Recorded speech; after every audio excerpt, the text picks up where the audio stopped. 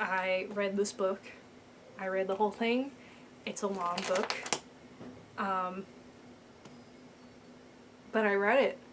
I do want to preface this by saying I, in fact, took 2 years of French in middle school, 7th and 8th grade. So I think, if nothing else, that basically makes me an expert on pronunciation. So I don't expect any critiques on that. Now, I've been a fan of Les Mis the musical since really early high school. I believe I am very intimately familiar with the story of Les Mis that they portray in the musical. And because of that, reading this, I wish I didn't feel this way, but reading this sort of felt like reading like a fan fiction or like an expanded universe kind of thing. The musical does follow extremely closely with the book, which I was surprised by, because if you take something like Wicked, it really, like Wicked the musical kind of just took the characters from the book as a jumping off point and changed the story a lot, made it more fit for theater. But there were lines in this that are directly translated into the musical, and the story overall follows all the same beats. It's just extremely condensed down. The translator, when interpreting a lot of these chapters, just abridged a lot of them, and there were two actually entire sections that he just kind of cut out completely and put in the appendix. It was one book about the convent that Valjean and Cosette end up in for 8 years, and then the other was about the language that the criminals use, and he cut those out because they really didn't have anything to do with the plot, which, even with those cut out, a lot of the book was not narrative based. The book is about 1/3 story, and then 1/3 philosophy and 1/3 history, and I was not prepared for that. There are chapters that he starts that's literally like, he titles it like a few pages of history, and I get to them and I'm like, oh god. And he talks for like, I don't know, like 50 pages about the Battle of Waterloo, and I'm like, Mr. Hugo, I'm sorry, but I took AP Euro like senior year of high school, and I barely remember who Napoleon is. Like, I just don't have enough context for this. Even the philosophy, it's written or translated quite well. The language is very flowery, and he makes a lot of interesting points, but there are times where I'm just like, I don't really care for your perspective on what, you know, like young love is or what it means to be good. Like, I want to get that out of like what these characters are doing. That being said, I do recognize that I am reading this during, you know, a time of the internet and movies where a lot of media and stories were kind of taught to really condense things down and to like cut the fat is something that's told a lot. This book does not do that.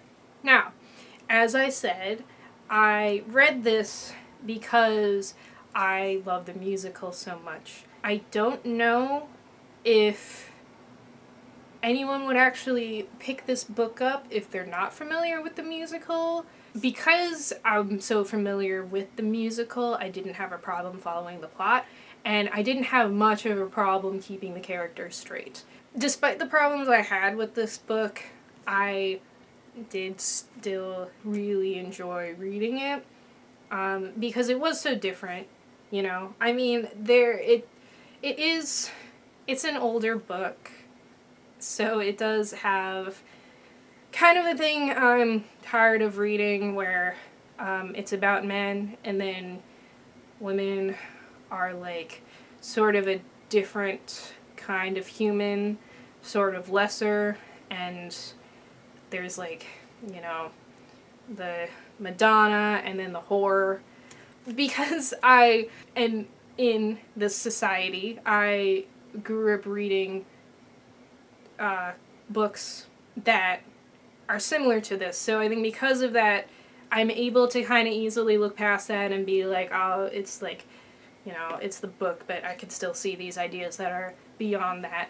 But the next book I read, I think I want to have like a female protagonist, or you know, a lot of various female characters, because it is a little exhausting reading these like universal themes that are about men. That's not a reflection so much on this book as like a specific, like, this is a problem, but sort of just as a whole, the books we consider classics, it's a little exhausting. Many of the characters in this book, basically all of the characters, they don't come across as real people. The way they speak and the way they think. The main difference is in their moralities. Like, you know, you got Valjean, who's like good, Javert, who, you know, follows the law, is very strict. They said that his moral code is the law. You got Thénardier, who's has no law, is only out for himself, barely out for his family, wants money, and will use people as tools. I made like a whole alignment chart for the characters in this book.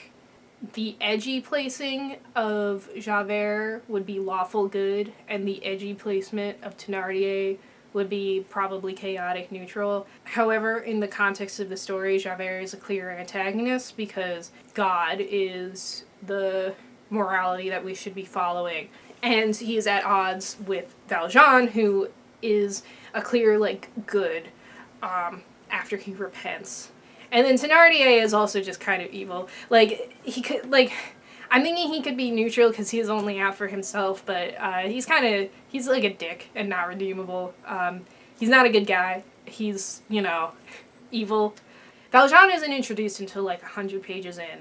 And for the first 100 pages, you read about the Bishop Muriel, who I believe is the most direct force of good in the whole book, because he's a man of God, he is completely selfless, he is the one who saves Valjean from the sinful path that he is on, and he is the one that Valjean aspires to be. The final book begins with Valjean's journey to save Marius from the battle. He has to take him down to the sewers. In the musical, he sort of just goes down there, and there's like the song with Thénardier where it's like, it's, you know, it's dark and gross and like a place where evil is. The book really, this is another part where he goes into a lot of detail about how the sewers of Paris are, about how they were renovated during this certain time period, and I don't know if this word was chosen because it's the specific word that it's like a literal translation, or if it was like a choice of the translator. He uses the word cloaca like 80 times to refer to where the like shit in the sewers comes from. And it was a very strange section of the book to read. You're coming from like this battle to a description of the sewers that has a lot to do with human excrement, and he says the word cloaca so much. I don't get it. Well, anyway, the reason I'm bringing this up is because it's interesting the contrast between the beginning of the book, where we're shown, you know, the man of God, point of goodness, and then the sewers, which are more or less equated to hell, and Valjean has to go through it. I'm not extremely familiar with the Bible. I wasn't raised with religion, but through that part in his emergence, and then an earlier part where he and Cosette first make it to the convent, Valjean literally gets buried alive in a coffin and has to be dug out, and he passes out during it. And I thought it was interesting that those 2 points were like his rebirths. The part with the coffin in the convent is right when his and Cosette's relationship are reaching the beginning of the strongest moment.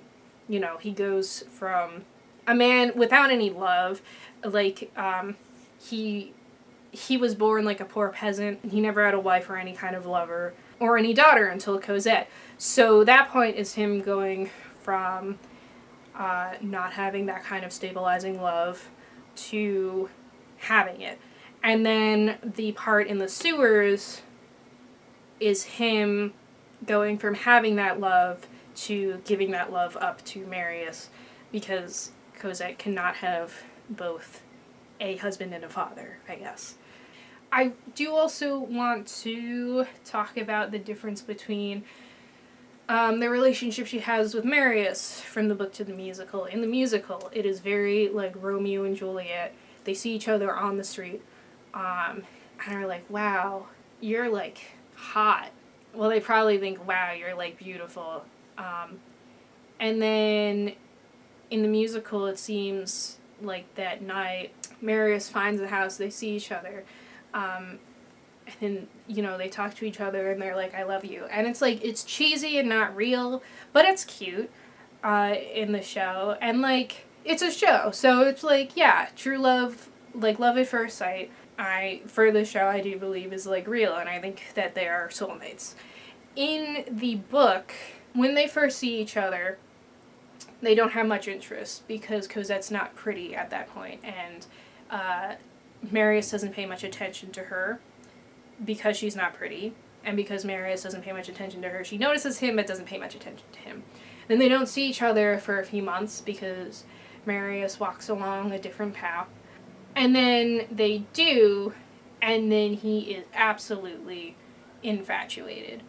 We get like 200 pages of Marius's perspective before we get anything from Cosette's perspective.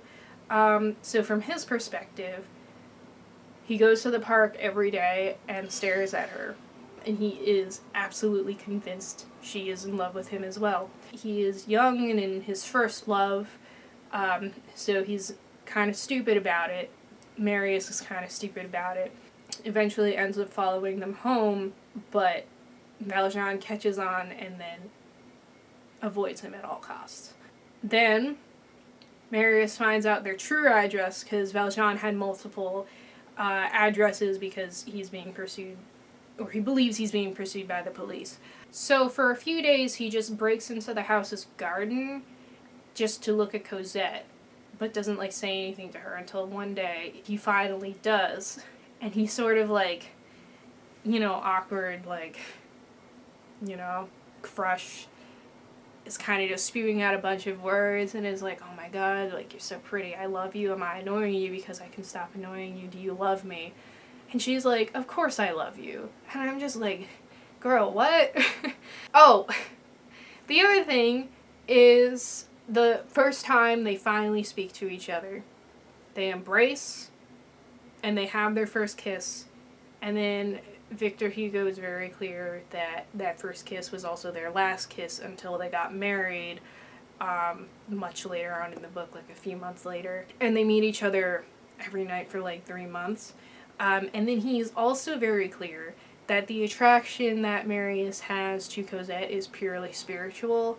I feel like he was making that so clear just to be explicit in the fact that Cosette didn't give Marius a boner, and I'm like, what? Like, it's just such a weird thing to be specific about, you know? And then I'm thinking about this, and later on when they do get married, in my head I'm like, well, after they get married, like, they're gonna have sex, right? And Victor Hugo kind of writes about, like, everything that happens to these people, and there's no way he's not gonna, like, talk about the fact that they're gonna have sex. But I'm kind of, like, dreading it this whole time because I'm like, this dude is just gonna make it weird somehow. And then he did make it weird. He, like, said something about an angel stands outside, like, the newlyweds on the night of their marriage with a finger to its lips. And I'm like, okay. And then the next day Marius comes out, and Victor Hugo is sure to point out that Marius is happy, but he clearly did not get any sleep the night before, whereas Valjean didn't get any sleep the night before because he was sobbing the whole time. I liked Eponine better in this book than I did in the musical because she felt... Eponine actually, she felt like her own character, I think. Like, she felt confident, overcompensating sort of in a way, and like she wanted to prove herself to Marius, and she's like, I know how to read and write, and I'm like, that's cool. But then when she dies, that is different because She intentionally wanted to break Marius and Cosette up. She intentionally brought Marius to the Barricade because she wanted the two of them to die together so they could be together. And Marius didn't feel that bad about her dying, probably because, you know, knowing the Eponine in the musical, she gets like the whole song when she dies, and Marius obviously feels bad because in the musical they're more friends. I wish Marius cared more about her in the book, even though she was kind of a dick. Because the other thing is that in the book, Marius has a pledge to himself to basically be a servant to the Thénardiers because Thénardier saved his father during the Battle of Waterloo. And Marius made this pledge before he knew who they were, and that they are just the worst. So at this point in the book, he's familiar with the fact that they're criminals, but he's still kind of grappling like, well, my whole young adult life, you know, I've had it in my head that I need to, like, these people, or, you know, at least the master, Thénardier, like, saved my dad, so I kind of owe him everything. It seems like he didn't feel that way towards Eponine. However, Eponine mentions that Gavroche, who's also at the Barricade, is her brother, while she is dying. And while she is dying, Marius makes a movement to go try and save her brother. And I'm like, dude. She's also dying because she took a bullet for him. And I'm like, I get that he was trying to, like, are women not people? in this book? Like, are they just symbols? I don't know. Like, Eponine felt like the woman who is the most a person in the book, and her death makes me kind of feel like she's treated like trash. So, I don't know how I feel about that. I think I'm only, like, grappling with that because in the musical, she has changed so much. I don't know how I would feel if I didn't have anything to compare it to, I guess is what I mean. During the battle at the Barricade, Victor Hugo kills, like, 4 or 5 characters off in a single sentence. Like, they're alive, and then the sentence is like, these 4 or 5 members of the ABC Society are dead now, by the way. And then it just continues on, and I'm like, oh, geez, I kind of didn't, I